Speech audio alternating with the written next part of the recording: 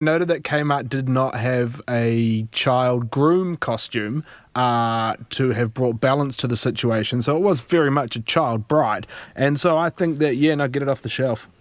See, that's interesting about the groom outfit. And what's a groom outfit other than a suit? The point is, a bride is obviously a bride. That's the costume. So I'm always one for balancing it up, the male, the female. In this case, I don't think that argument flies.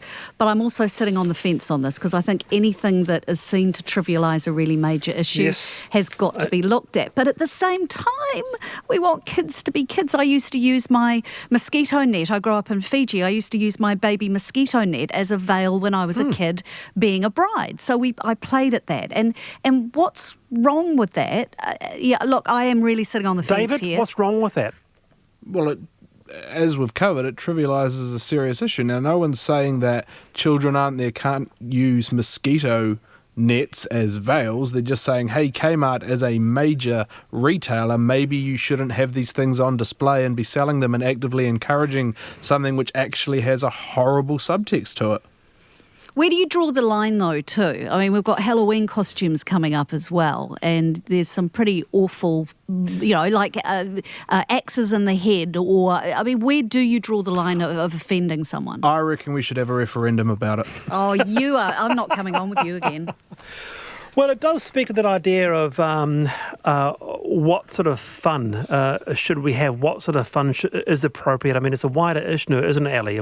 For example, am I going to give my little toddler a toy gun when he starts asking for it? I think this is a dinner party conversation, actually. This is always the sort of thing that gets people going around a table because on the face of it, there isn't a problem with it. But then anything that is seen to be trivialising a really major issue, then maybe we need to take some responsibility for that. But then again, are we taking what is just a kid's fun, having a bit of fun thing away from them, and that shouldn't happen either?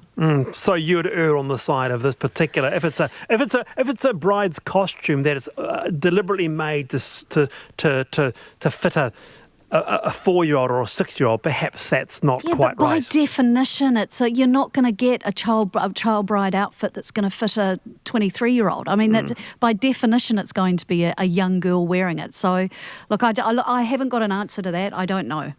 All right. Finally, before we move on, do we have time for this? Just briefly, finally today, could sausage rolls and Tim Tams take down our local democracy? Stuff published a piece charting the amount of money Taranaki's local council spends on catering for council meetings in the 2018-2019 financial year. The article contains a specific breakdown on the amount spent on biscuits. New Plymouth District Council apparently spent $387 on biscuits for meetings, South Taranaki $222, and Taranaki Regional Council 180, and I'm reliably informed by the article's author, Christine Persico, that a 9-pack of Tim Tams retails at around $3.50, while a 500-gram packet of ginger nuts goes for about $4, just for context there. What do you think, David, on a brief response? Do you think this is taking the mick, or do you think actually Tim Tams, sausage rolls, are part of participatory democracy? I don't go to a meeting unless there are Tim Tams and sausage rolls, so if they cut them, I'm not attending. It's a tedious, ridiculous story, and it should never, ever have wasted journalistic time, to be honest. Oh, Ali, David, thank you very much for your time. See ya.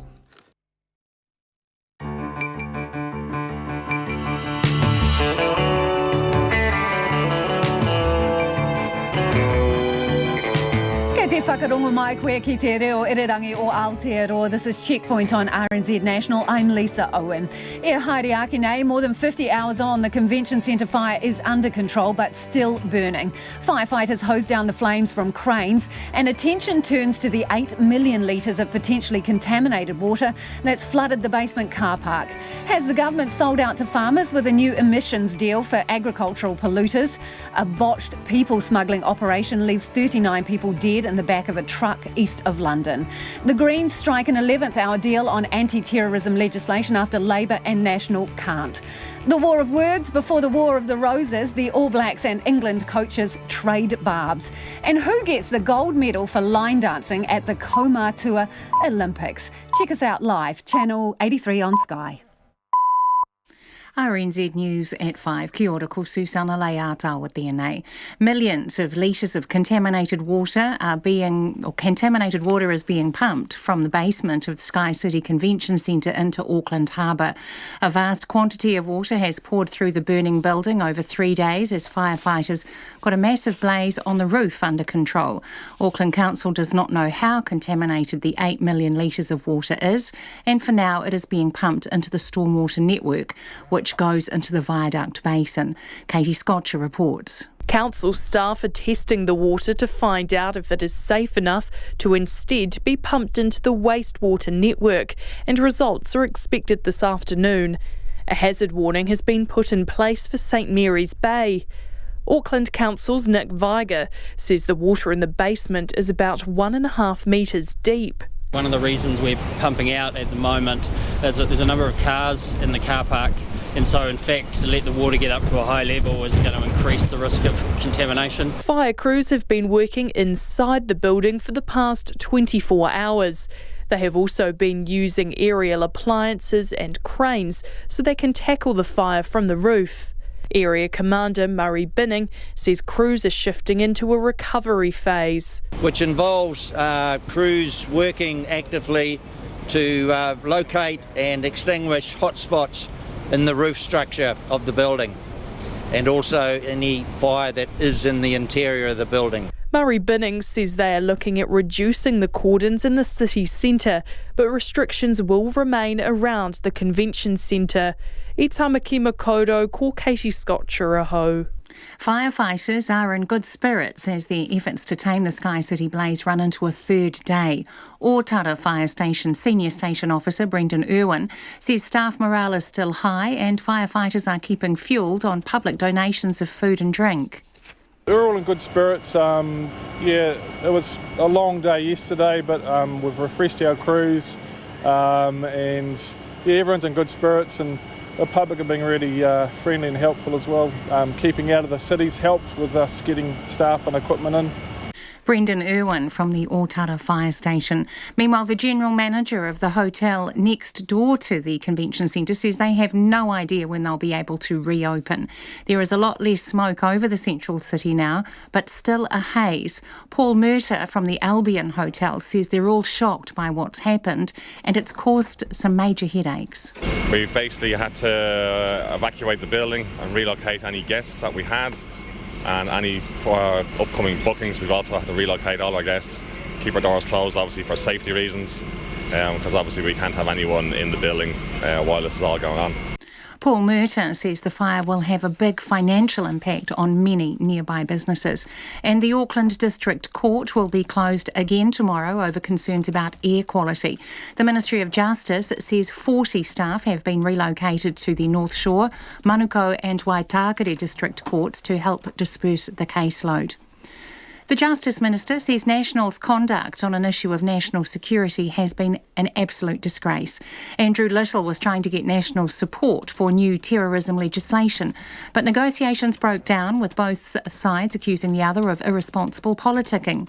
The bill deals with people who have been involved with terrorism overseas. National support is no longer needed as the Greens have secured changes that address their concerns about human rights breaches in the bill.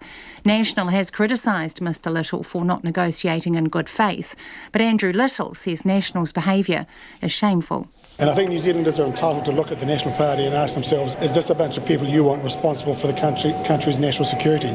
Because playing party politics with national security is frankly outrageous and unacceptable. The bill is having its first reading now. The Climate Change Minister says taking a consensus approach to agricultural emissions will make any future regime more sustainable. After years of debate, sector leaders and government have agreed farmers will have 5 years to find ways to measure and price emissions at the farm level. If a review in 2022 deems enough progress isn't being made, agriculture could still go into the emissions trading scheme with a 95% discount rate. James Shaw, also co-leader of the Greens, says this is the culmination of 5 years' work that began under National. We could have forced the sector into a pricing regime that it was completely allergic to, but ultimately that would have been unsustainable. James Shaw. Sector leaders say while having the looming threat of the ETS isn't ideal, it will prove a good incentive for farmers to focus on reducing emissions. The Parihaka Reconciliation Bill has had its final reading in Parliament. The bill aims to reconcile the relationship between Parihaka and the Crown following the 1881 invasion, in which armed troops destroyed the Parihaka pa, raped women and confiscated land. It includes $9 million, statutory protection of the name Parihaka from commercial use and an apology. But a descendant, Ruakere Hond, says it's been difficult for some of his people to work alongside the Crown. We've got generations of whānau who refuse to acknowledge the Crown in any way because of what the Crown did, and because of the refusal of the Crown to give a decent apology for what took place in Parihaka, not just in 1881, but even before Parihaka became established. Ruakere Hond, a descendant of the people of Parihaka. The All Blacks have made a surprise selection in their starting side for their Rugby World Cup semi-final against England. Clay Wilson reports from Tokyo. New Zealand's loose forward trio has had another shake-up for Saturday's clash in Yokohama. The All Black selectors have picked Scott Barrett as starting blindside flanker for the first time. The move means Ardie Savea takes the number 7 jersey, with Sam Cane dropping to the bench, taking the place of the injured Matt Todd. With Scott Barrett starting, Patrick Tuipulotu comes into the reserves as lock cover. The remainder of the 23 is the same as the one which dismantled Ireland in their quarter-final. Captain Kieran Reid takes his place at number 8 after missing Tuesday training with a minor calf issue. In Tokyo, Ko Clay Wilson aho. It's 7 minutes past 5. And in other sport, the New Zealand Breakers coach Dan Shamir is looking for more cohesion from his side in tonight's basketball game against the Illawarra Hawks. The Breakers had their worst shooting percentage at Spark Arena on Sunday, and Shamir hopes tonight's game at the same venue produces a different result. Dan Shamir says his side has learned a lot from the opening 2 games of the season. Can play more with each other, create more assists, get to the free throw line more. Tip-off between the Breakers and the Hawks is at 7:30. The 4-day first-class cricket match between Canterbury and Northern Districts in Christchurch has ended in a draw due to rain. Meanwhile, Central Districts require 45 runs with 3 wickets to spare to beat Auckland on the final day. That's the news.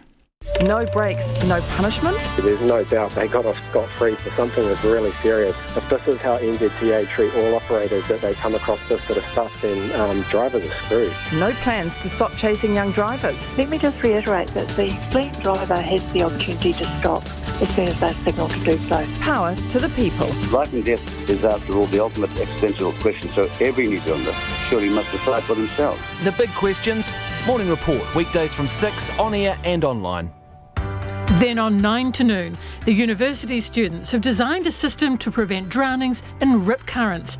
And after 10, Nepali freelance journalist Rosetta Adhikari and the issues of life and death in her country she's bringing to a world audience. Join me, Lynn Freeman, and for Catherine Ryan on 9 to noon after Morning Report on RNZ National. Now the short forecast from Met Service to midnight tomorrow. Northland, Auckland, Coromandel and Bay of Plenty. Cloudy periods and a few showers. Strong westerlies in exposed places easing tonight. Waikato to Manawatu, including central high country. Scattered rain easing to a few showers this evening, then gradually clearing tomorrow. Gisborne, Hawke's Bay and Wairarapa, also Horowhenua, Kapiti, Wellington and Marlborough. Long fine spells, a few showers mainly tonight and tomorrow afternoon. Westerly gales in exposed places easing tonight. Nelson mainly fine, Bulla and Westland showers north of Hokitika but mainly fine further south. Canterbury rain clearing this evening, showers returning for a time tomorrow, especially near the coast. Otago, Southland and Fiordland showers with snow above 600 metres in the south. Chatham Islands rain this evening, a few showers tomorrow. RNZ National, it's coming up to 9.5 minutes past 5. Thank you, Susanna. This is Checkpoint and I'm Lisa Owen. The All Blacks have made a bold call selecting Scott Barrett ahead of Sam Cane for Saturday's Rugby World Cup semi-final against England in Yokohama. As reported by RNZ this morning, Barrett will start in the number 6 jersey with Ardie Savea at 7 and Kieran Reid at 8, pushing Cane to the bench. It's Barrett's first first ever start at blindside, and he's doing it in a World Cup semi-final. The change also means Patrick Tuipulotu will be the reserve lock. The rest of the All Blacks team is unchanged from the quarter-final against Ireland. Coach Steve Hansen has just wound up the press conference and says picking Barrett at blindside flanker was not a slight on Sam Cane, but a tactical move, so he didn't want to give too much away. Well, I'm not going to go into too much depth about that, because otherwise we're giving Eddie some information that he'll probably be able to work out pretty quickly himself, so I'd rather he have to work it out. But obviously it's strategic. It's not on form. Sam Cane's playing lovely rugby. However, we've made some decisions around what we want to do and how we want to play, and that means we've made that change because of that. Sammy's in good form, but we've got a strategy that says we should pick Scott Barrett and bring Sam off the bench. The build-up to the test was ignited on Monday when England coach Eddie Jones fired a volley of verbal barbs the All Blacks way, including claims of spying. Hansen says it's all part of a game being played on the sidelines that includes reporters. Look, Eddie and I both know all's fair in love and war, and there's nothing better in war than throw a wee distraction out that you know you guys can't resist. Best clickbait in the world, someone's spying on us. He didn't call us. He's very deliberate in not doing that. He talked about it being somebody else. Probably the same bloke that videoed us during the same time we were there. But everyone's jumped on it, and he's been successful in getting the clickbait he wants. But Hansen didn't shy away from playing the same game, responding to Eddie Jones's quip that the pressure would be chasing the All Blacks down the street. That same pressure's running down the same street that he's on, and he's trying again to take that pressure off. You know, he's trying to take the pressure off his own side by getting everyone to talk to us about pressure. And again, smart move, but you know, I'm not buying into it. Our players aren't buying into it. We know we're under pressure. We don't need Eddie to tell us that. But what he needs to work out is what's England going to do about the pressure they're under. Because they'll have memories about a tournament 4 years ago and didn't go that good. So they'll be under immense pressure themselves. We're joined live now by rugby reporter Joe Porter in Tokyo. So Joe, Scott Barrett's selection at blindside, how much a surprise is that? You had Hansen there saying it's strategic, it's not based on Sam Cane's form. So what's going on here? Yeah, well, not a surprise for us. We knew this last night. In fact, I reported on it this morning that Scott Barrett was set to be selected at blindside for his first ever start for the All Blacks. Look, it's all about size and strength and power in the forward pack. Scott Barrett is a natural lock. He usually plays lock, so he's obviously a better line-out option than Sam Cane is. He's also a bigger body for the physical bruising encounter that the All Blacks are expecting from this English forward pack. He's better in the scrum. He provides more power. He's better at the breakdown and cleaning out and clearing bodies out of the way to give the quick ball to the All Blacks that the All Blacks need to win this game.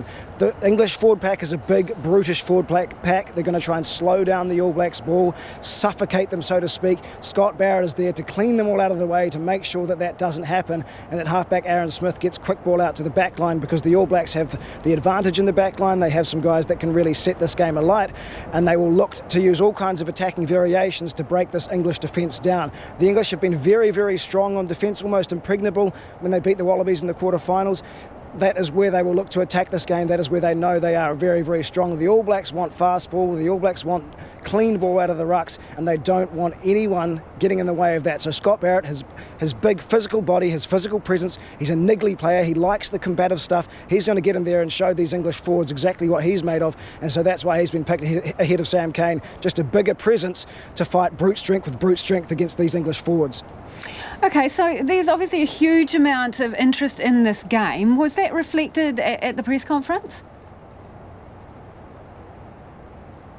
Yes, indeed it was. You should have seen the press conference. I've never seen one quite so packed. Hundreds of journalists there. There were not enough seats. People lining up the walls, all behind the cameras, at least 30 cameras there as well. So many journalists there focusing on this game because it is huge. It is what people consider to be the veritable World Cup final. The two best teams at the tournament. The All Blacks, of course, seeking to make history and go one step closer to winning an unprecedented third straight title. And the English, like Steve Hansen has said, plenty of pressure on them. They didn't make it out of the group stage at the last World Cup, which they hosted, and that has been their goal ever ever since under Eddie Jones is getting to the World Cup final and proving that they can play knockout rugby. This is an immense game. Both sides are incredibly confident. Both sides are in very, very good form. Both sides have great forward packs, great set piece, and some decent backlines too. So it's going to be a monumental clash, and no wonder there's so much interest and hype surrounding it, and no wonder there's been so many mind games back and forth between the two teams, because there is a lot riding on this game for both teams, of course. I'm loving the back and forward between the coaches there. I see Hansen couldn't resist taking the bait today. Yeah, absolutely not, and fair enough too. Eddie Jones is the master. He's got the silver tongue. Of course, earlier during the week, he really set this game alight with his claims of spying, like you've mentioned, talking about how all the pressure was on the All Blacks and there was no pressure whatsoever on his side, but there is a lot of pressure on the English, and Steve Hansen was quick to acknowledge it. The All Blacks' strength here is that they're used to dealing with this kind of pressure. Every time the All Blacks go out to play, they're expected to win. Every time they attend a World Cup, they're expected to win. So the internal pressure on them is huge. They know within themselves that they want to put out a performance that they're proud of and a performance that is a winning performance, and they know the external expectations on them are ridiculously high too. That's something the English don't have experience with. There's no one in this English side that has played in a World Cup semi-final or final before, whereas there's a whole host in this All Blacks team that have not only played in semi-finals and finals but won 2 World Cups. So in terms of preparation, the All Blacks certainly have the edge because they know exactly what to expect when it comes to these big pressure matches. Thanks, Joe. That's Joe Porter joining us live from Tokyo. Now, as we went to air tonight, more than 50 hours into the fight, firefighters say the blaze at the International Convention Centre in Auckland's CBD is under control. But they're still hosing down hotspots and it isn't over yet. If you're listening, we're just taking live pictures from our camera in Hobson Street, where we can see there are cherry pickers on the skyline there, and firefighters are working from above the roof of the convention centre. They're pouring water onto the hotspots. I'm told by our reporter down there's still a slight chemical smell in the air, and the cordons are still in place around that central city area. If you're watching, you can see, wow, litres and litres of water being projected onto the ceiling. Some of that is running onto the roof, running off down to the side of the buildings into the drains, which brings us to the 8 million litres of possibly contaminated water that has flooded the basement car park of Sky City. The question now is, what are they going to do with that water? Now, Sky City has confirmed that it will compensate the owners of the vehicles that are parked in that basement car park. The casino will reopen for business tonight, and Sky's restaurants will open their doors tomorrow, but it could be weeks before the scene of the fire itself is cleared, and work is just beginning to ensure that the site is structurally safe. Reporter Annika Smith and videographer Patrice Allen filed this report. Day 3 and this week's fire frenzy is only just cooling off. Normally busy streets are quiet and deserted as emergency services continue to work. On the corner of Hobson and Wellesley Streets, half a dozen firefighters put down their helmets for a kai and a rest. They've been at it for days now, first fighting an uncontrollable blaze and now working to stamp it out for good. Otara Fire Station Senior Station Officer Brendan Irwin says it's been a moving feast. Up until the middle of the night last night, we were letting the fire come towards us along the roof line, but our tactics have changed, so any fire that we see, we're actually actively putting it out. So there's probably only 20 to 10% left of the roof on the Hobson Street side. Mr Irwin is one of 4 sector commanders in charge of each of the streets surrounding the International Convention Centre. He's looking after 3 fire trucks with cranes and 30 firefighters on Hobson Street. Mr Irwin says the sheer size of the building isn't the only challenge they've faced. We've got a little bit of an issue that because of the waterproofing material on the roof is designed to keep water out, we kind of have to wait for the fire to break through before we can hit it with our aerial appliances. The roof's materials have now almost completely burnt out, and the site will soon be assessed for structural damage. This afternoon, a drone team moved its gear to a nearby hotel. Thermal imaging cameras were flown up to identify hotspots and flare-ups. It's been a long week for firefighters and there's still no end in sight, with flames flaring up again this afternoon. But New Zealand Professional Firefighters Union Vice President Joe Stanley says the fire could have been put out in a matter of hours. He says firefighters were on the back foot from the start, having only one aerial appliance deployed with 2 others in the area out of action. Having fit-for-purpose aerials that had sufficient reach to access the fire in Auckland could have reduced the length of time that we were fighting it and kept firefighters in the community a lot safer. Mr Stanley says the situation is symptomatic of under-resourcing of large appliances needed in big city centres. But Auckland City Area Commander Richard Twomey says that's simply not the case. He says an aerial appliance arrived at the scene within 10 minutes on Tuesday, but it wasn't able to reach the fire. The aerials would have been on top of the roof on the iron. Like I said, the fire was below the iron. They wouldn't have been able to access it. It wouldn't have changed the tactics or the outcome. Fire hoses are still pouring water onto the site from all angles as a crew fights internally from the 5th floor. Equipment has also been hauled from ports of Auckland to pump out millions of litres of water flooding the basement of the building. Almost 100 cars belonging to Sky City employees sit water damaged in the convention centre's car park. Sky City has confirmed it will cover water damage costs and employees will be fully compensated. Mr Irwin says the flooded scene hasn't dampened staff morale. He says hordes of public donations, from flat whites to filled rolls, have been very welcome. We're all in good spirits. It was a long day yesterday, but we've refreshed our crews, and everyone's in good spirits, and the public are being really friendly and helpful as well. Keeping out of the cities helped with us getting staff and equipment in. Mr Irwin's crew will have a shift changeover this afternoon to refresh firefighting staff. Cordons will likely be pulled back over the coming days, but the next recovery phase is far from over. I tāmaki makoto, mo te hōtaka o te ahiahi nei, ko Annika Smith aho. So, as mentioned, what to do with the 8 million litres of water sloshing around in Sky City Convention Centre's basement car park as a result of the firefighting efforts there. Auckland Council officials are waiting on tests to see what, if any, contaminants are in that water before deciding where to pump it. Nick Viger is Auckland Council's Safe Swim Programme Manager and he joins us now live. Nick, what is the main concern with this water? The immediate problem, Lisa, is that we understand this is causing a hazard for the firefighters in the basement. We understand cars in the basement are starting to float, and they've advised us they need to get the water out as rapidly as possible. So, given that and the fact that at the moment we don't understand the level of contaminants in the water, that's the main hazard that exists presently. So, in simple terms, what could be in that water? What are the things you're most on the lookout for in it?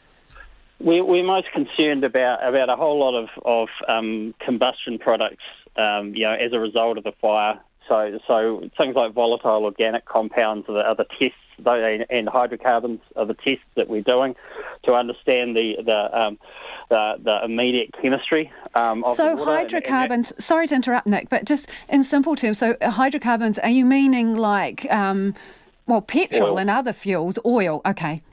Yeah, yes, potentially. Part of that is also our concern around the basement is that as cars start to float, that we potentially get more contamination than we have at the moment. So part of this is managing risk to minimise any more contamination to that water. So that's kind of quite time-specific, isn't it? If the cars are starting to float now, this could progress. So you need to get it done in relatively quick, smart time.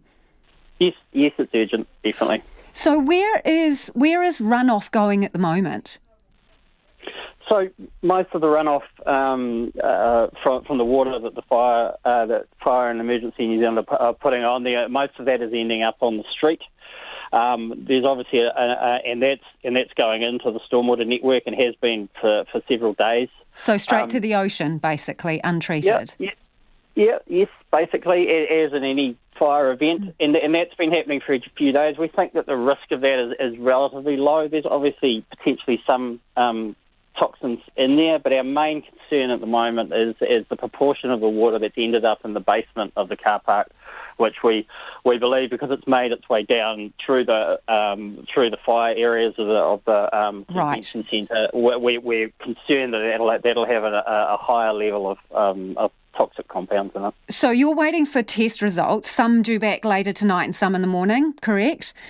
Yes, we're waiting on a whole range, and we'll keep testing. The immediate results are really to inform us and to inform Watercare about the quality of the water, and we'll have a discussion with Watercare at that point about whether we can put it into their network rather than the stormwater. So their network would be the wastewater, so it would go through treatment before you dispose of it, in essence.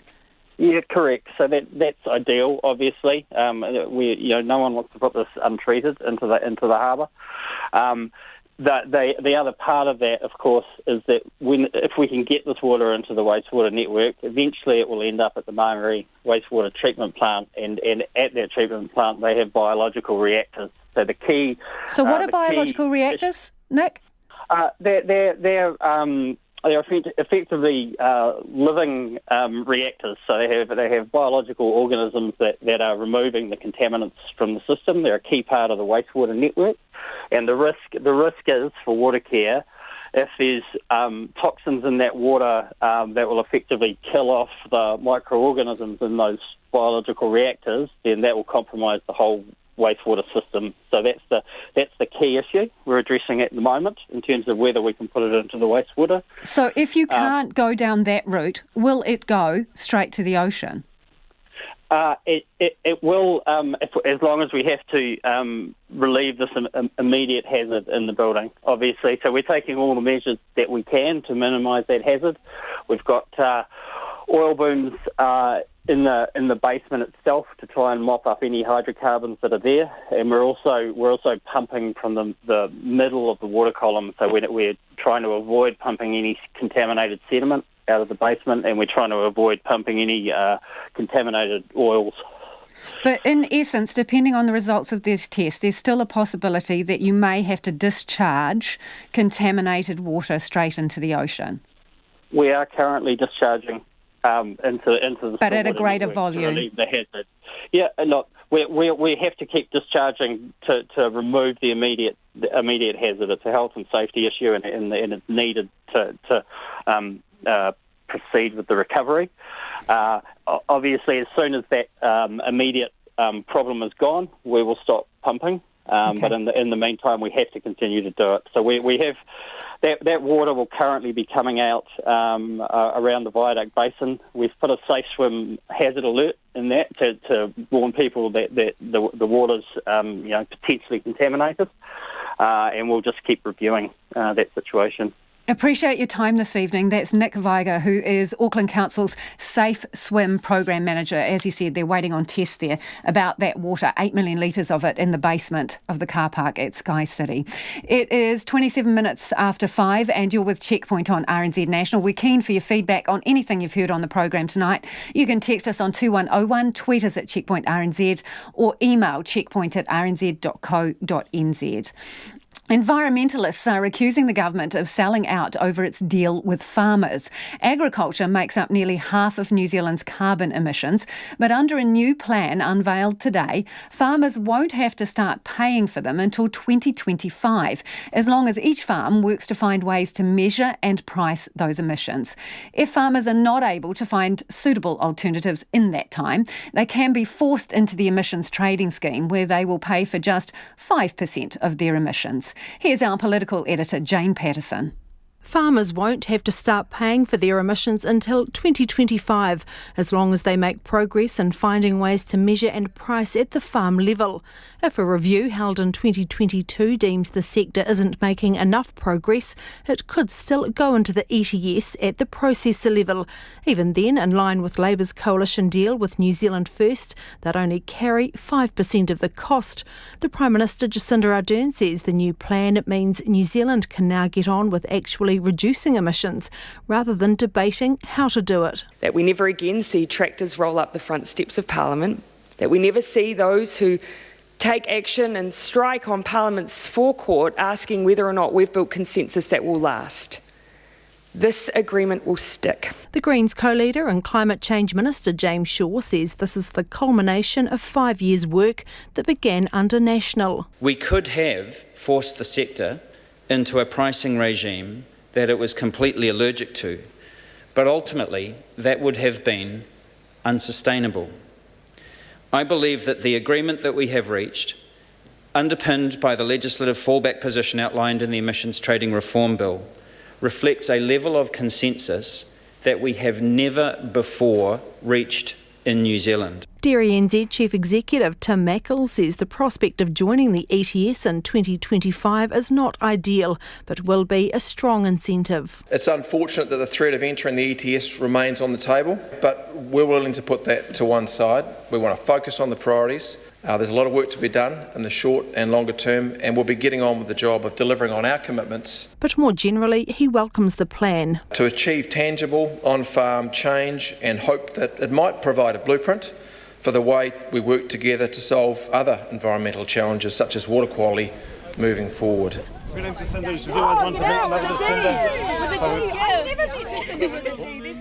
This afternoon, Jacinda Ardern and Agriculture Minister Damien O'Connor headed to the Hawke's Bay Royal AMP show, where farmers were not quite so upbeat as their sector leaders at Parliament. I'd say the way off the beaten track, the agriculture sector is what New Zealand's built on, and we can't afford any more costs. You've basically got 5 years to come up with your own scheme, so you do have a bit more time. Yeah, but that's still not going to solve anything. It's still something we've got no control over. And it doesn't matter whether we had 10 years, it's still not going to make any difference. They're going to actually accept that people who have got fenced off waterways will count, because up till now they've been saying that doesn't count, haven't they? Do you think you should be paying for your emissions? Well, we don't think we've got to, because everything's all fenced off, all of the creeks are all fenced off, the cattle, and that we're not dairy farming. I don't have any problem at all with contributing to our emissions as long as the other sectors of the community pay their share as well, and I don't believe at the present time that is the proposal. I think there's a lot of wisdom within the rural community, and we want to be proactive in what we do, and I think it's good that the rural community are being involved in that. At the last election, Labour campaigned on bringing agriculture into the ETS by next year. National's Scott Simpson says this is a major backdown. They've kicked it to touch for a few years, but what I am pleased to see is that the government is finally, and about time, beginning to deal with farmers rather than deal to farmers. Jacinda Ardern says this plan is consistent with recommendations from the Interim Climate Committee and denies any backdown. Absolutely not. This is a plan, and it's a plan that we've built together. No one in the world has done what we've announced today, and that enables us to not only lead the way, but to give our farmers a competitive edge. Farmers will continue to invest in ways to reduce emissions. There'll also be a government contribution, with the price tag yet to be determined. From Parliament for Checkpoint, Jane Patterson.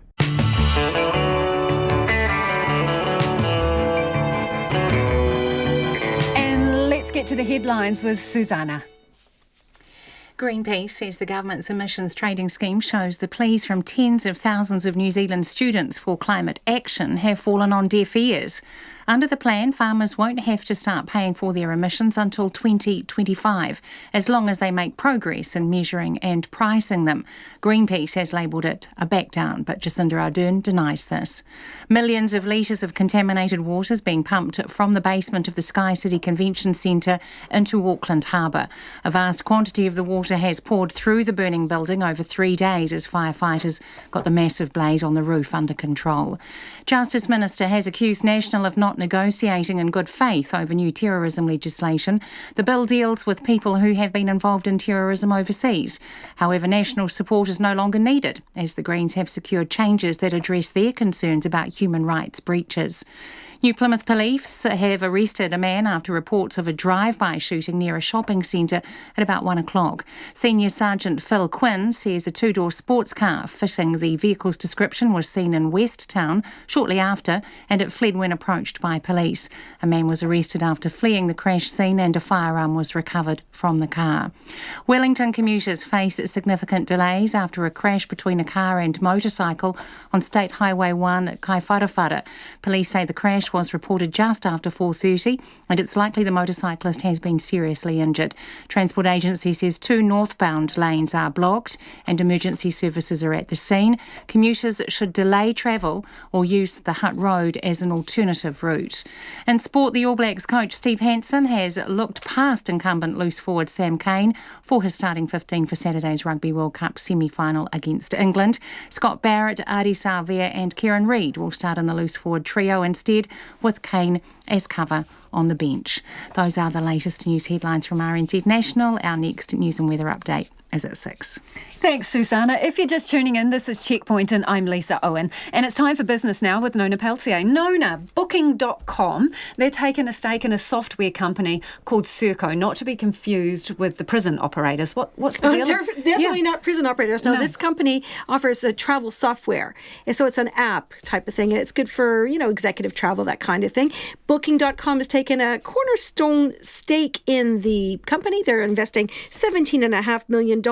At the same time, Serco is hoping to raise $45 million in capital and with an offer to shareholders. And so there you go. Anyway, I can't tell you what their share price is doing because it's in a trading halt. Oh, exactly. But you can tell us what else has been happening on the market. So let's do a quick whirl around. Okay, so Sky City share price perked up considerably today. Yes, it rose 1 1/3%.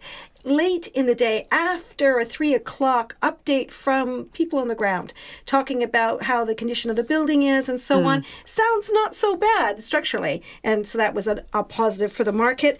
Not so much for share price for Fletcher Building, though. Its share price dropped 1% following that.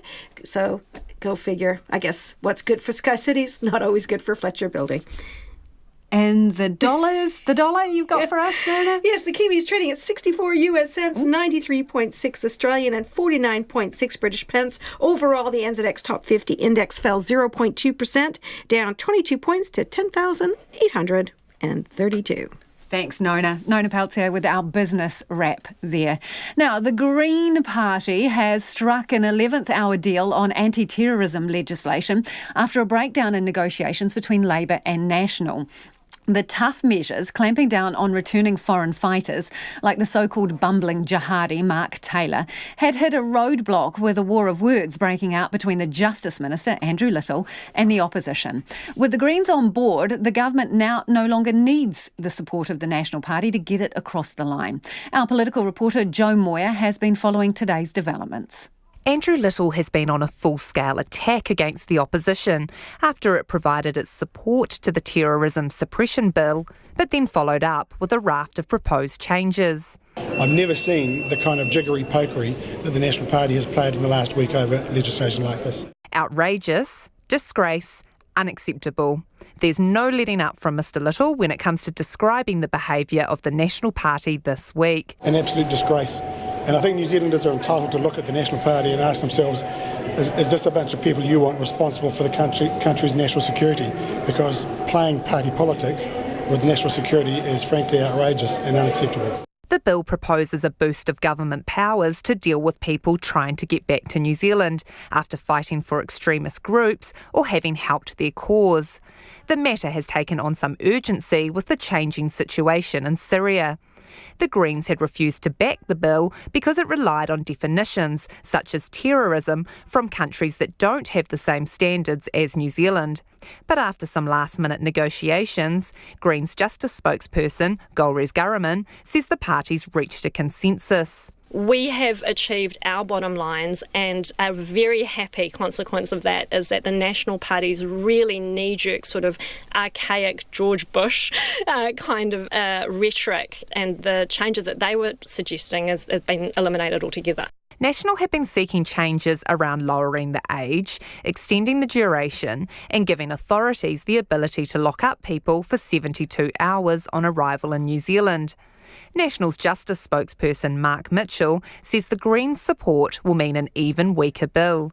He says National always worked in good faith with Labour when in government, but that hasn't been the case here. We worked very closely with the Labour Party on anything to do with national security and we made amendments to bills and changes that they wanted to see. It's a shame that this government won't operate in the same way in good faith to be able to strengthen a bill that we feel very strongly has got some big gaps in it. Mr Little says the Green Party changes clarified some points in the bill rather than weakened it.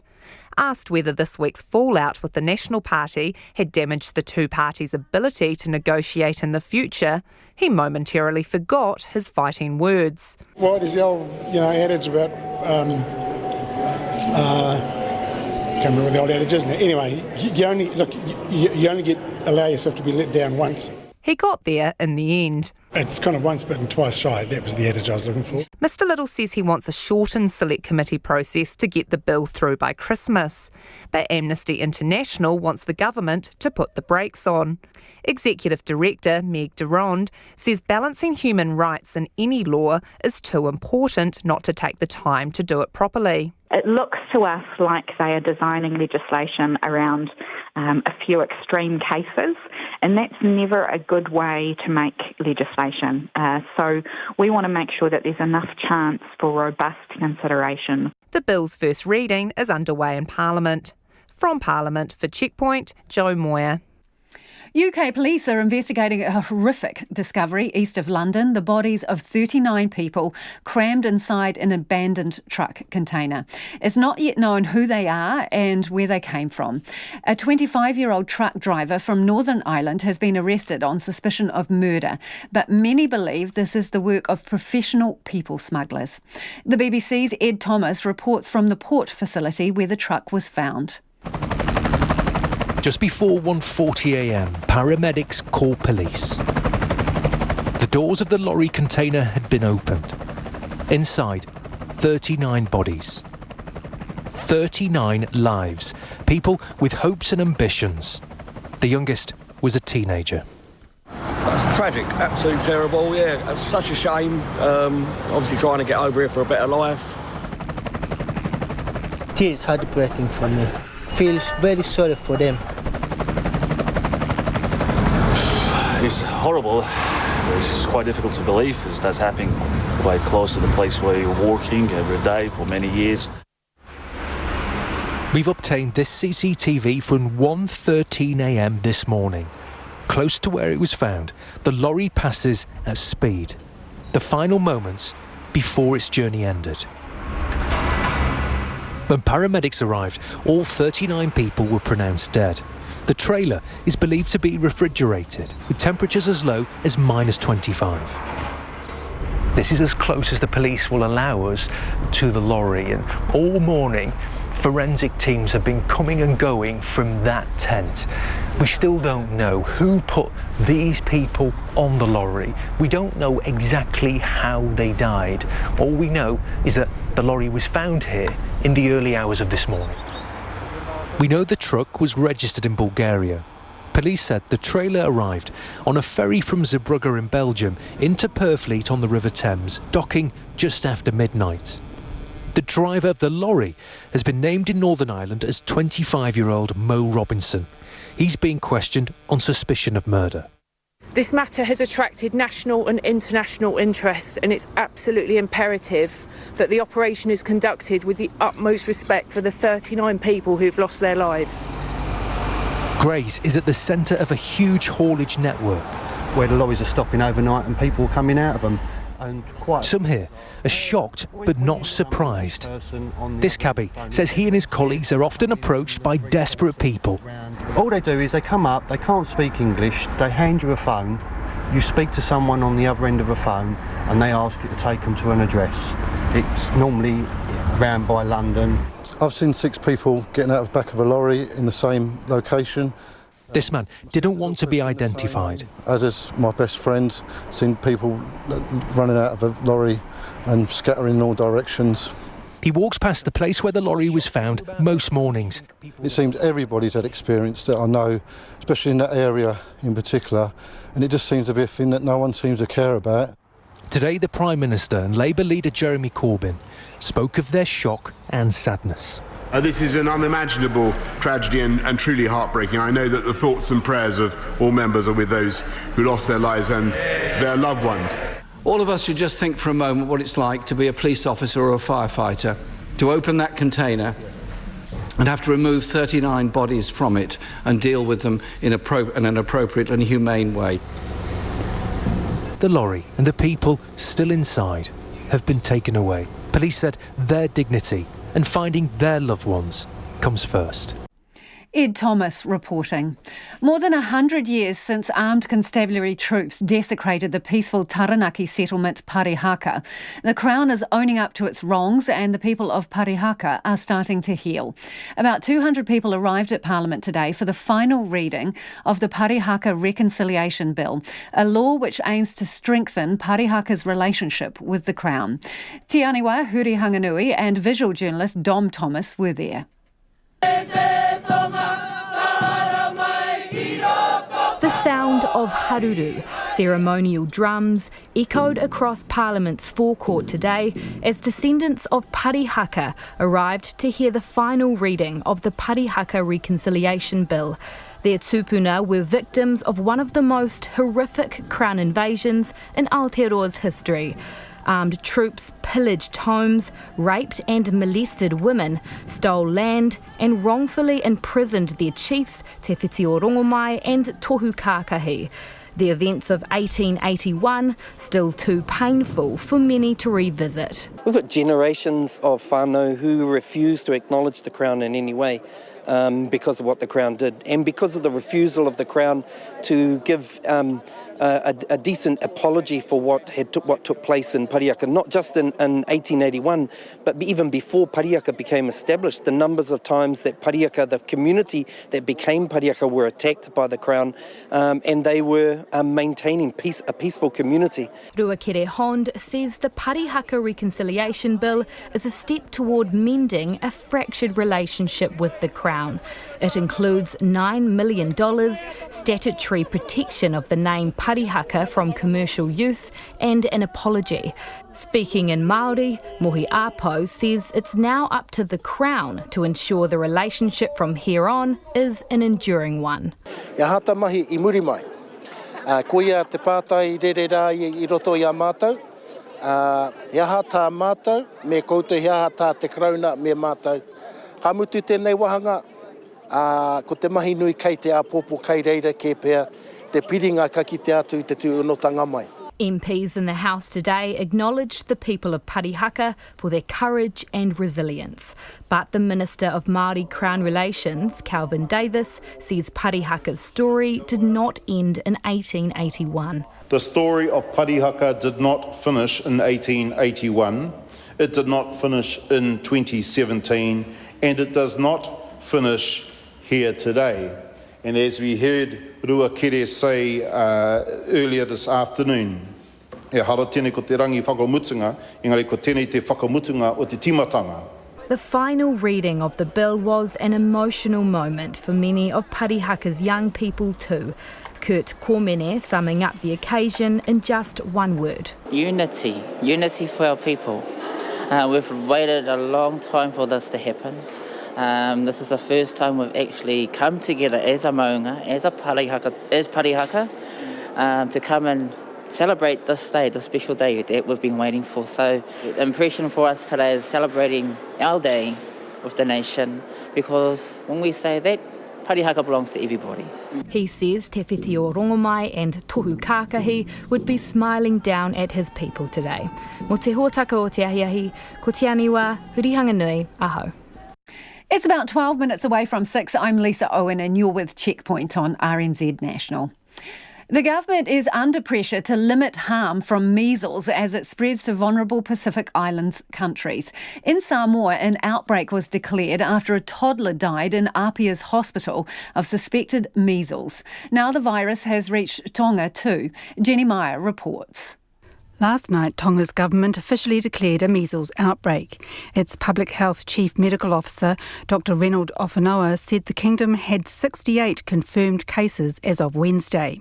He said contact tracing revealed the spread had come directly from New Zealand.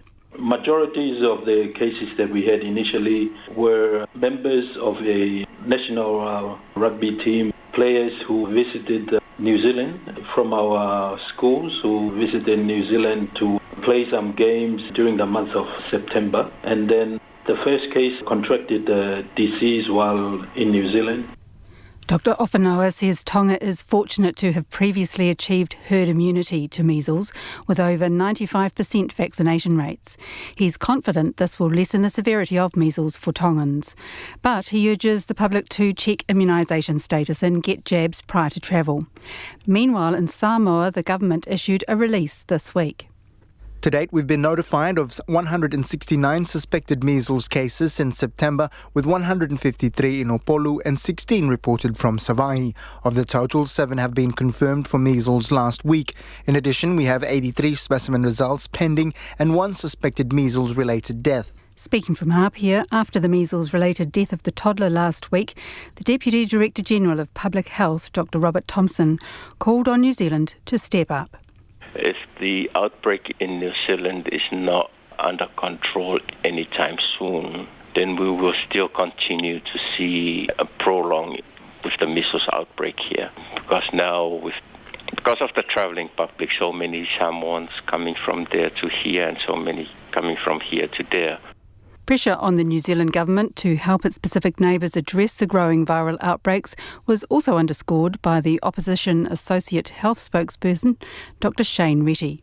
If it came from a New Zealand outbreak, I think we have some responsibility to them and we should be collaborating and helping as much as we can. It's a consequence of a government that removed health targets.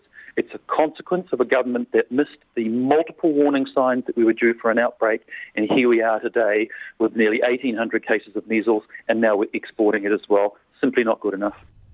New Zealand's Ministry of Foreign Affairs and Trade responded, saying the government has reached out to Samoan officials offering advice and practical assistance. A spokesperson says the government has been working with UNICEF across Pacific Island countries to ensure the availability of vaccines, while a group of New Zealand nurses have been in Samoa delivering training. RNZ asked Foreign Minister Winston Peters how concerned he is about measles spreading into the Pacific. Look, we are very concerned about it. Of course, we're very keen to help out, whether it be Samoa or Tonga. So should more have been done to ensure that people are vaccinated? Only at about 30%, they had children dying. Should more have been done? I'm not going to criticise Samoa, but you realise 2 people died last year and they suspended immunisation programs back then. So this is on them? I mean, those pointing when people have been dead and loss of people's lives, to start pointing the finger. We stand ready to help if they want us to. Meanwhile, across New Zealand so far, 2019 has seen 1,928 confirmed cases of measles notified, and 1,554 of these people are in the Auckland region. The ministry has moved to vaccinate more babies, boosting herd immunity, and advises parents of babies aged 6 to 11 months living outside Auckland to talk to their GP about vaccinating at least 2 weeks before travelling to Auckland. For Checkpoint, this is Jenny Meyer. Google says an advanced computer has achieved quantum supremacy for the first time, surpassing the performance of conventional devices. Scientists have been working on quantum computers for decades because they promise much faster speeds. The BBC's Paul Rinken has more. Google says it has built a processor that can perform a task in 200 seconds that the world's best supercomputer would take 10,000 years to complete. Today's computers are built to principles that have been around since the middle of the 20th century. But scientists have been working on new technology that harnesses the strange physics that occurs at very small scales. For example, these laws of nature allow units of information in a computer to be ones and zeros at the same time, instead of just one or the other. This allows quantum computers to operate at much faster speeds than conventional types because they can perform many calculations in parallel. This could lead to better drugs because the computers would be able to consider many molecule shapes at the same time, whereas a conventional computer would have to go through each in succession. So far, quantum devices haven't been able to overtake the computers we currently have. But Google says its machine, called Sycamore, has now achieved something called quantum supremacy for the first time. Professor Jonathan Oppenheim of UCL is an expert on quantum computing. It shows they have a lot of control over their device. It shows that they have low error rates, but there's nothing near the kinds of control or nothing near the kind of precision which we would need in order to have a full-scale quantum computer. That's decades away, but it is a really impressive machine, and it's a really interesting milestone. A rival company, IBM, which is developing its own quantum computers, has questioned Google's figures and its definition of quantum supremacy. The result doesn't mean quantum computers are now faster at everything they do, but it does suggest these advanced devices are finally fulfilling the promise many long hoped they would. Paul Runkin reporting. The Olympic Games has come to Wanganui, but not as we know it. More than 50 kaumatua, that's Māori elders, have taken part in the Parihaka Olympics today, trying their hand at javelin, shot put and even a bit of line dancing. And as our Māori news correspondent Lee McLaughlin discovered, the spirit of competition is alive and well, despite many admitting that their bodies aren't what they used to be.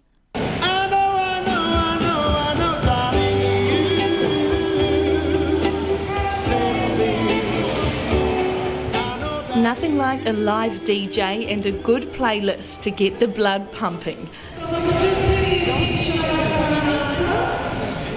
It was a hive of activity at the Jubilee Stadium today as dozens of nannies and koro got amongst the Parihaka Olympics, including Ms. Doreen Ngātoka Hogg. I like to join and learn to play all the games because it's good for us. The legs, the arms, eyes, hair, yes. Good. It's lovely to meet new people too. She's hard of hearing nowadays, which makes things tough, but she says sports have always been her thing. I like sports, I really do. I used to play hockey, marching, netball, rugby. I love all sports. Yes. You play anything these days, or is this your only opportunity to get amongst? I'm a caregiver now, darling, yes. But it's good to be here with the people. Throughout the day, each player earned points in shot put, discus, kicking a ball into a goal, and javelin. Well, they're very competitive, very competitive.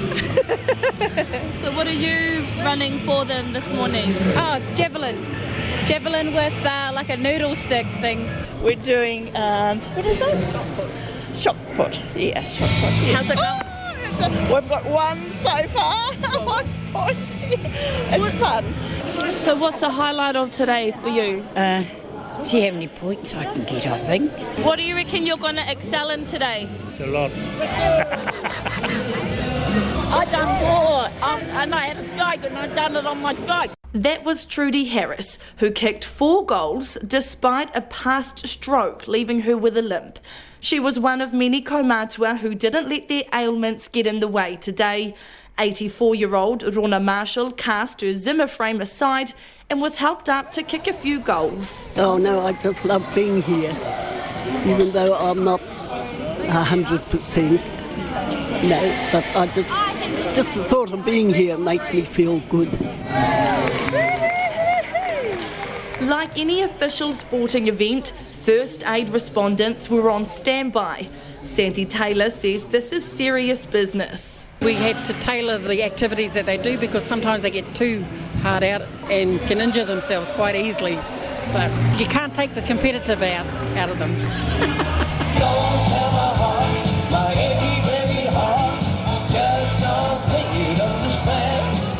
And if the traditional games weren't their thing, there was also a bit of line dancing in the stadium. A group of kuia practice their steps every week. Event organiser Gina Maihi says Parihaka is about keeping our elders healthy and connected.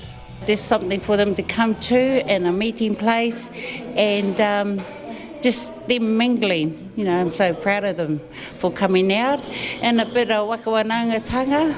Gina Maihi hit the nail on the head. Many said wakawanangatanga or nurturing relationships was the key to today's success. 2, 3, 4, 5. He's having fun? Yeah, having more than fun. Mucking around. That's enough for you. You might have a heart attack. You'll have a heart attack. Mo te hōtaka o te ata, ko Lee McLaughlin tēnei. And just some traffic news. If you're in the Wellington area, Wellington commuters face significant delays after a crash between a car and a motorcycle on State Highway 1 in Kaifara. The police say the crash was reported just after 4:30, and it seems likely that the motorcyclist has been seriously injured. The Transport Agency says 2 northbound lanes are blocked and emergency services are on the scene, and commuters should delay travel if they can or use the Hutt Road as an alternative route. So do take care out there and be aware of that. Time for a bit of your feedback now before we get to the news at 6. Some of you getting in touch about the ETS, the Emissions Trading Scheme, and the deal that the government has struck with farmers today. They're going to negotiate a deal to come into place by 2025, they hope. This in from Jason. Jason says the agricultural ETS decision highlights why election turnout is so important. We need to get the numbers for Labour and Greens to go it alone, he says, to make real progress on much needed progressive reform. Jason, keep listening, because after 6 o'clock we talked to the Prime Minister and I did ask her whether this deal with the farmers is a concession to her political partners, i.e. New Zealand First. So we'll have that interview after 6. RNZ News at 6. Ngā mihi nui, ko Susana Leata with tēnei. Auckland Council says its entire wastewater network could be compromised if toxins in the water being pumped from the Sky City Convention Centre's basement are strong enough. Emergency services are urgently working to remove 8 million litres of contaminated water used to fight the fire on the roof, which started on Tuesday. It's not known how contaminated that water is, but it is being pumped into the city's stormwater network and discharged into the harbour. Council staff are testing the water to find out if it is safe enough to pump into the sewage system instead. But spokesperson Nick Varga says doing so comes with its risks. If there's toxins in that water that will effectively kill off the microorganisms in those biological reactors, then that will compromise the whole wastewater system. Nick Varga from Auckland Council. Meanwhile, the Firefighters Union claims more aerial appliances would have made all the difference in the first few hours at the Sky City fire. The Vice President of the Professional Firefighters Union, Joe Stanley, says the blaze could have been put out very quickly if crews had more options to fight it from above. The use of aerials, the tactical application that aerials can provide officers in the first few hours of an incident is critical. Joe Stanley from the Professional Firefighters Union. However, the Auckland City Fire Commander disagrees. Richard Toomey says an aerial appliance arrived at the scene within 10 minutes on Tuesday, but it wasn't able to reach the fire. The National Party is accusing the Prime Minister of backing away from an election promise on bringing agriculture into the emissions trading scheme. Legislation will be passed putting agriculture into the ETS from 2025 at the processor level. But farmers can avoid that happening as long as they make progress in finding ways to measure and price at the farm level by 2022. National's Scott Simpson says this is a major backdown. They've kicked it to touch for a few years, but what I am pleased to see is that the government is finally, and about time, beginning to deal with farmers rather than deal to farmers. But the Prime Minister denies any backdown. Jacinda Ardern says this plan is consistent with recommendations from the Interim Climate Committee. Absolutely not. This is a plan, and it's a plan that we've built together. No one in the world has done what we've announced today, and that enables us to not only lead the way, but to give our farmers a competitive edge. The Prime Minister, Jacinda Ardern. A Christchurch restaurant owner has been fined $120 for failing to pay outstanding wages. The Nori family, which operated Indian Heaven, was fined nearly $42,000 earlier this year for not paying wages or holiday pay to 7 employees. The family has since sold the restaurant and opened another, but is yet to pay their outstanding fines. The Labour Inspectorate Regional Manager says employers cannot avoid their legal obligations by selling their business. Jeannie Borsboom says fining the family a further $80,000 on top of the money they already owe will send a clear message to other employers. Wellington commuters face significant delays after a crash between a car and a motorcycle on State Highway 1 at Kaifara. Northbound lanes are blocked. Commuters are advised to delay travel. Support services are preparing to resettle more than 100 refugees due to arrive in Timaru next year.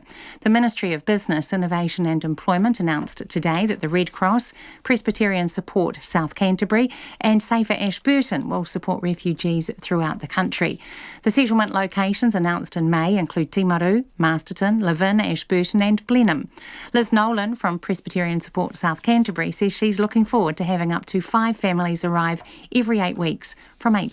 We're really excited and very privileged to be working alongside the refugees and to be celebrating the richness and the diversity and the learning that will bring to our community as well. Liz Nolan says in total there will be 110 refugees that will settle in Timaru. This follows the government's decision to increase the annual refugee quota to 1,500 places from next year. The Queenstown Lakes District Council has received $2.4 million to install 7 new public toilets around the district. The council received the funding from the Tourism Infrastructure Fund to relieve the strain on its resources. None of the blocks will be in Queenstown itself, but in other centres including Kingston, Luggett and Glenorchy. It's coming up to 5 minutes past 6. The All Blacks coach Steve Hansen is keeping his cards close to his chest on why he selected Scott Barrett to start against England in the Rugby World Cup semi-final on Saturday.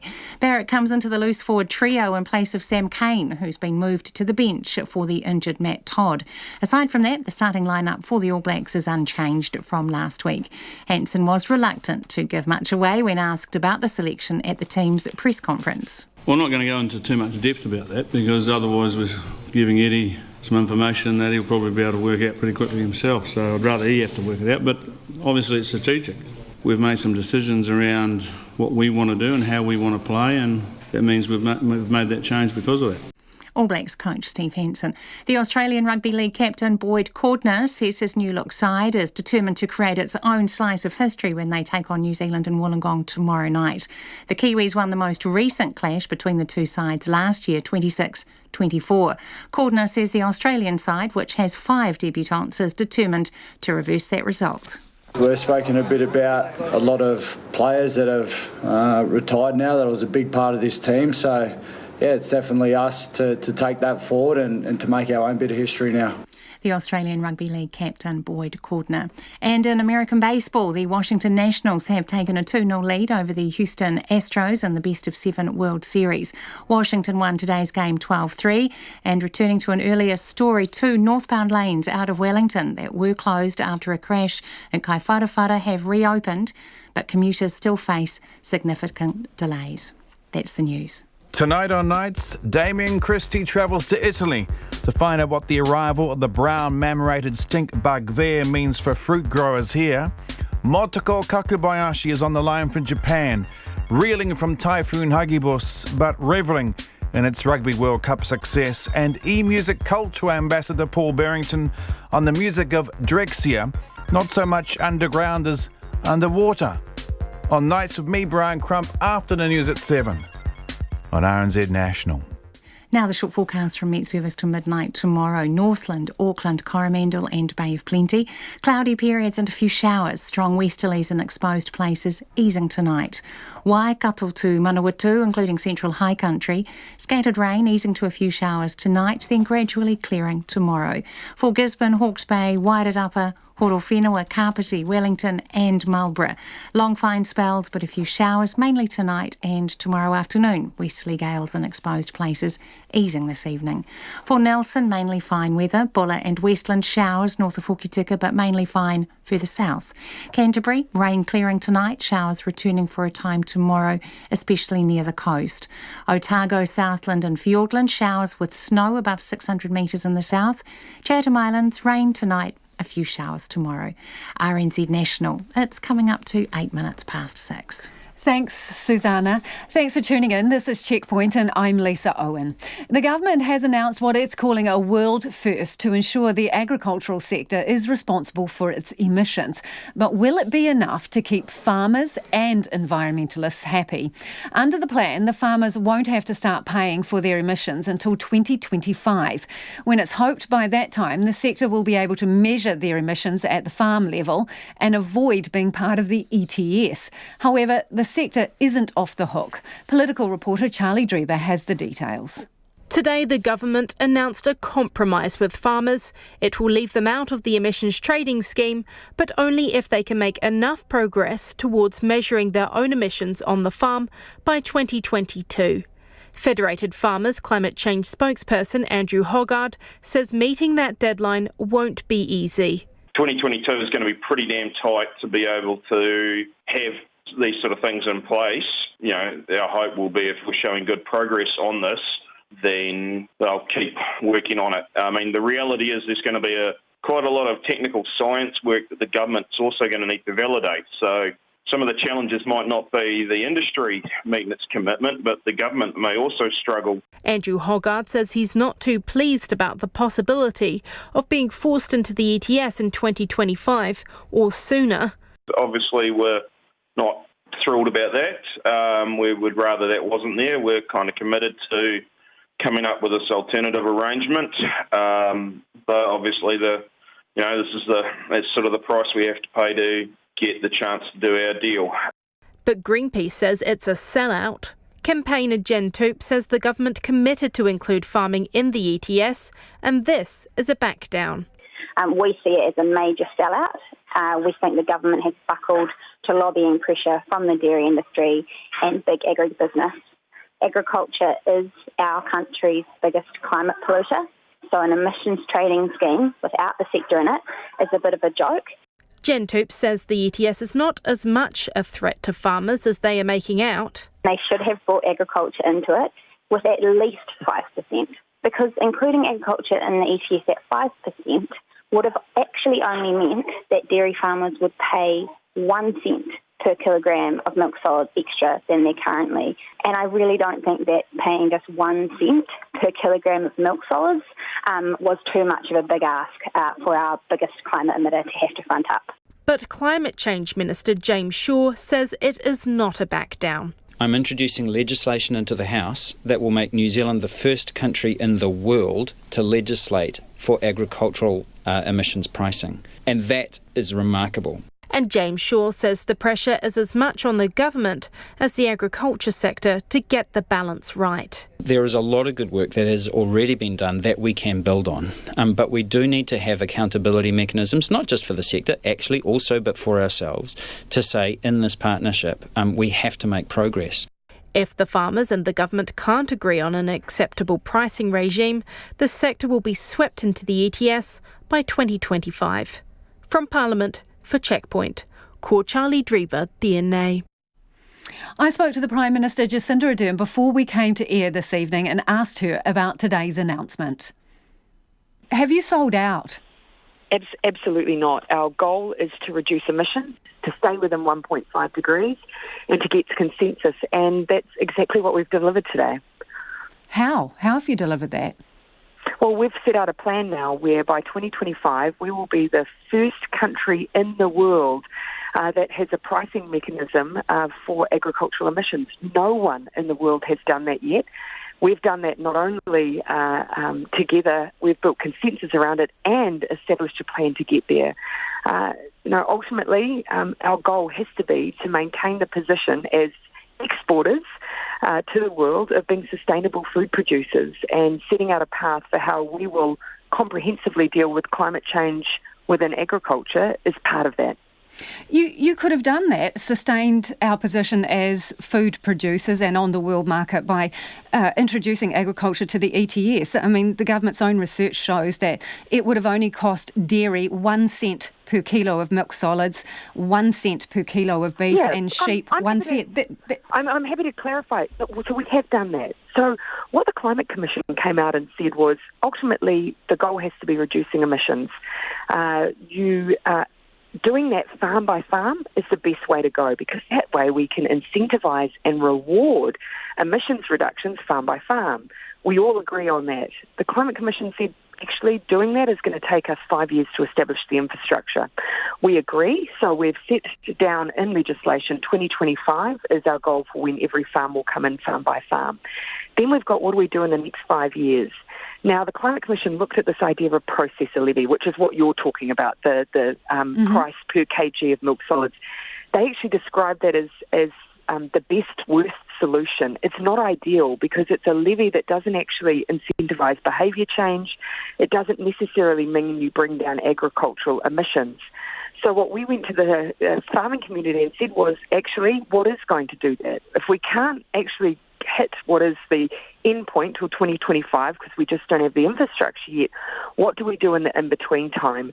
And that's the plan that we've announced today. In fact, the Climate Commission, looking at what we've come up with, have said, actually, this does tick boxes. This is the kind of thing that's going to make a difference. So what might this design look like that farmers are coming up with? What ways might they measure and price emissions? So you're talking about like a price per cow rather than actual emissions, a tax on what you produce, or what might it look like? Yeah, so what I'm talking about is the mechanisms. Before we're able to have a pricing mechanism for emissions farm by farm, we need to be able to make sure that every farm has, for instance, some basic infrastructure and support around them. So already we do have measurement tools that are being developed, but we need then every farm to have, for instance, farm environment plans. Now, they're slowly being rolled out, but that's going to take a bit of time to do every farm in New Zealand. My hope is we'll have processes like Fonterra continue to step up. They've already said they're going to pay for every farm to have a farm environment plan. Then making sure that we develop overseer, which is our responsibility as government to help with the measurement of emissions and reduction plans. So that's the infrastructure that we're building over the next 5 years. Why not keep it simple? Greenpeace says every serious climate change policy advises a price signal for emissions, a financial incentive to drive change. So why not just put them in the ETS, make it mandatory, set a price and go? Because as I say, I absolutely agree with that. That does drive change if you actually create that incentive right down at the level of the producer, rather than if you just apply a levy to a processor, then actually that doesn't necessarily change anything around emissions. So the end point, and this is where I think everyone agrees, is that goal of going farm by farm and supporting our farmers to do that, because actually we need to make sure that we're helping them then reduce down their emissions so they don't pay anything. But if you just do, as Greenpeace is suggesting, lop a levy on a processor, that doesn't necessarily reduce emissions. So we've instead produced a plan that we think will help us to get there, keeping in mind that we've also, Lisa, already have a target that we need to reduce emissions by 2030 by 10% in this area as well. Did you need to make this compromise to get cooperation and keep New Zealand First on side? No, I wouldn't even describe it as that. I mean, the fact that this is something that the Climate Commission looks at themselves as an option, what we've done. So did you abandon Labour's policy on this voluntarily then? Because Labour's policy was to bring agriculture into the ETS this electoral term. So I'm wondering, did you freely give away that policy, or was it something that you needed to do for New Zealand's First sake? No, let me just fill it. We followed the advice here of the Climate Commission, which is if you want to make a difference and bring emissions down, which we all do, go farm by farm. So 2025, that's the soonest we can do that. And in the in-between time, of course, as I'm saying, it's about making sure that we've got a plan that sticks and we do it together. I've been around politics long enough to have seen this being tried many times before. If we want to make genuine change in New Zealand around our emissions profile, we have to get some consensus. This is the first time that you will have seen government standing alongside our primary producers saying we have an agreement now. Now we can get on with it. So this is your choice. We hit our target. This was your call. Actually, what I'm disputing, Lisa, is that we've strayed away from what we said we'll do. We have legislated, and we've even put in a provision that says if we're not making the progress we need to make, if we're not on track, then we've got But you have strayed away from you have strayed away from Labour's pre-election policy here, and so what I'm trying to establish is if you did that freely, or that it was to satisfy your government partners. And Lisa, no, I'm just not going to agree with you that that's what we've done. No one in the world has done what we've done today. No one in the world yet has a pricing mechanism or plan for a pricing mechanism. But you don't have a pricing mechanism either at this point, and it is 5 years off for agriculture. Lisa, actually, again, I'm going to dispute that. we do, and we're legislating it, and that's what we've announced today. And that's your fallback position, though, isn't it, Prime Minister? If you can't come to an agreement with this group, with these agricultural interest groups, you will step in and include them in the ETS if not enough progress is being made. So, Lisa, no, what we've got that if on the pathway to that pricing, the farm by farm, we're not making enough progress, we have that ability. Of course, the farming leaders and community are saying that actually they think there's a better way than the ETS, a pricing mechanism, yes, but the Climate Commission has said a levy of some sort or something like that. It hasn't been designed yet. So in the we meantime, want to create the certainty, and that's why we've legislated with the ETS. But again, I do think we need to keep a bit of perspective here. If we're the first in the world, we need to make sure we do it properly. We need to make sure we get it right, and that's why we're working collaboratively. And I'm proud of that. This is not shying away from anything. This is staring down a challenge and saying we will keep our competitive advantage as a nation as sustainable food producers and the best in the world by doing this first, but doing it together. And that was Prime Minister Jacinda Ardern speaking there. The massive fire burning at Sky City's convention centre has dampened down, but fire crews are still battling flames and flare-ups. While the fire is still active, firefighters say they're now in a recovery phase and are continuing to pour millions of litres of water onto the site from cranes hovering above. Much of that water has ended up in the centre's basement, where dozens of Sky City employees' cars are trapped and now flooded. While smoke in the city centre is clearing, the streets around the fire site remain in lockdown, with much of the city still deserted as people heed warnings to stay away while the fire was brought under control. Our reporter Nita Blake-Person is at the scene of the fire and we'll cross live to her shortly. But first, the report she filmed today with cameraman Nick Munro. A smouldering, blackened mess is all that remains on top of what was the nearly completed International Convention Centre. Day 3 of the blaze and crews are still dousing the $700 million construction site. We're using thermal imaging camera. We've had the drones up trying to find hot spots. They've been guiding our aerials, the water streams to them. Firefighters headed up in cranes provided by Fletcher Construction, the company building the convention centre, to continue fighting the fire from above. Sort of moved in a little bit into the recovery space again.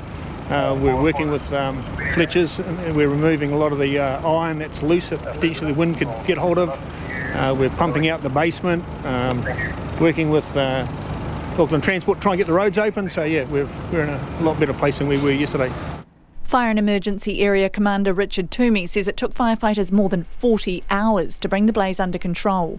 The timing wasn't good for us as far as our aerials go. We've got one of our bigger ones out of commission with a major maintenance issue, and I had a second one that was out for maintenance as well. So we only had the one big heavy aerial, and that came from Parnell. The other one at the workshops was rushed back into commission and came up here an hour or two later. But he rejects claims from the Professional Firefighters Union that it could have been contained quicker had more resources, including trucks capable of sending ladders above the blaze, been available. Our aerials certainly add value to what we try to do, but in this instance, this was a particularly difficult fire. The fire was between the roof and the ceiling. Like, we couldn't get to it from above and we couldn't get to it to below. The first aerial that was here would have assisted, but obviously it couldn't get to where the fire was. It's been nearly 48 hours since this blaze first broke out and there are still flames popping up across the roof. Firefighters are hanging out in cherry pickers, pouring literally millions of litres of water onto the building as they try to extinguish the blaze. Around 8 million litres of that water has flooded the basement car park of Sky City, where around 100 employee cars are stuck and are now a write-off. There's several layers in the basement are flooded, so we've got to remove the water, working with the local council on how we achieve that. Fire crews were today moving towards a recovery phase, taking stock and a much-needed cup of coffee. Pretty knackered? Yeah, we're all very tired actually. Yeah, it's been 3 days of long hours. It's a big job, so it's just got to be done. It's pretty warm work. You're fatiguing quite quickly and you get pretty warm in this uniform, but it's hard work, but we're trying to get to the fire when it's all quite hidden and quite hard to get to. Everyone's in high spirits, even though there's a couple of guys here that are pulling 24-hour shifts and just get basically hammered with work. But just not every day that you go to a 6th alarm. But while the fire is dampening out, the disruption in central Auckland continues. Fire and Emergency says it will be scaling back resources over the next few days and cordons will be reduced, but people shouldn't be alarmed if they see flames or flare-ups on the building. Crews say they will continue, but things are under control. And Nita Blake-Person is on Wellesley Street opposite the convention centre near the site there of the fire. Nita, what's happening there now? Well, Lisa, I'm just next to kind of the incident control area. It's been a pretty busy hub over the past few days, but it's certainly winding down here tonight. You may see firefighters passing behind me, heading home for the night after deserving a much-deserved break. But there are about 60 firefighters who will remain here overnight. They'll be in those cranes and cherry pickers, keeping an eye on hotspots and fighting the fire from above. But there are some signs of normalcy returning to around this area. There's one lane now opened on Nelson Street, which has been closed for the past few days, so that's helping with traffic flow. And also I'm told Victoria Street is fully open, so that's a new bus thoroughfare that will be really helping with commuters this evening. Hobson Street up near Sky City, very much still closed, as is Wellesley Street, where all these cranes are. But Sky City, I understand, is going to be in business from tomorrow, if not later tonight. Its Chief Executive Graham Stevens spoke to our business reporter Nona Peltier earlier today about how that will work. The Sky Tower will open on Friday. No, not today, on Friday, but we expect to be fully open with all our facilities. We expect our restaurants to be serving lunch tomorrow, lunch and dinner, so well advanced with preparations for that. And I think an initiative we're looking at quite far advanced now is to make anyone accessing the Sky Tower on Saturday, any proceeds raised to contribute towards the firemen. They've done an amazing job, and try to find a way to repay them for what they've done for us. So that's a concept we're looking into, and if we can, then we'd like to do that. The potential damage to the cars in the convention centre and international car park, what's the story with that? The damage is to staff vehicles only, no customer vehicles, and it's staff vehicles on the lowest level of parking, level 4. We think it's about 100 vehicles, and it's water damage. That's obviously where the water drained to by and large, and we've committed up front that there'll be no cost to our staff. Sky City will compensate staff for the cost of rectifying any damage to vehicles.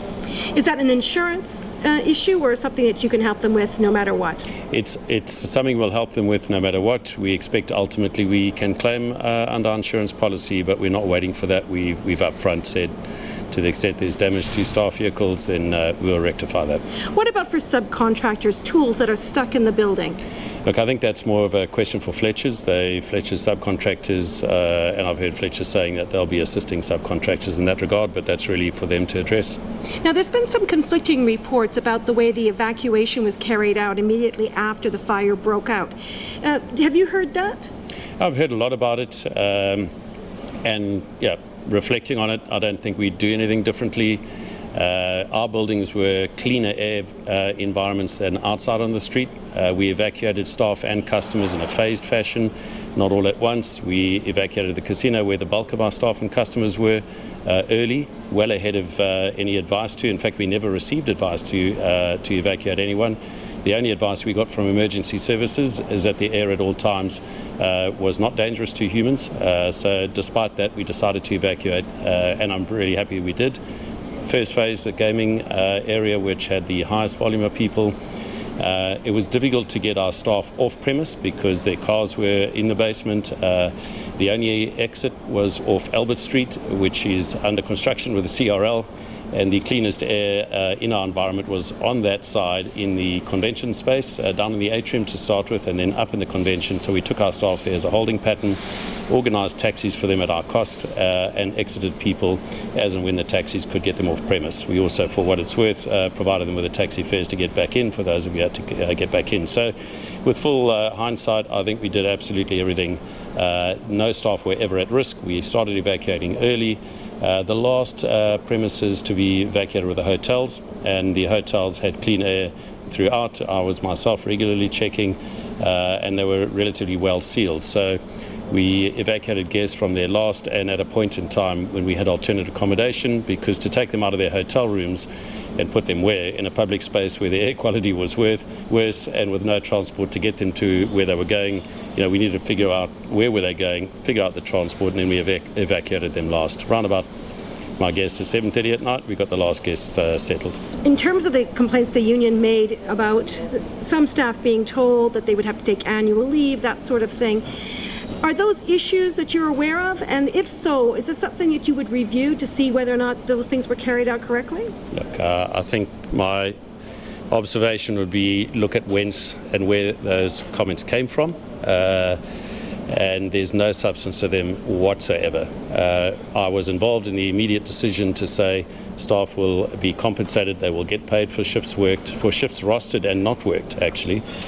So there have been staff paid for rostered shifts who never came. And that was an immediate decision, there was no debate about it. And I'm afraid that the union has been misleading with the comments it's been making. It's really been a disappointment to me to see how the union has behaved in a moment of crisis, and I think it's a sad reflection on them. And that is the Sky City CEO, Graham Stevens, and he was talking there to Nona Peltier, our business reporter. As mentioned, it expects, it's aiming to have the casino open tonight and then other parts of its facilities from tomorrow. News will keep you updated with the situation on the fire there. Thank you so much for joining us this evening. Just a reminder, don't forget, a lot of visual stories over the last couple of days. You can go back and see them online if you've been listening on radio. If you go to our Facebook page or our web page, you can check out those stories and see all the pictures and the scene that we're talking about. That's pretty much all we've got time for this evening. We will be back same time, same place tomorrow.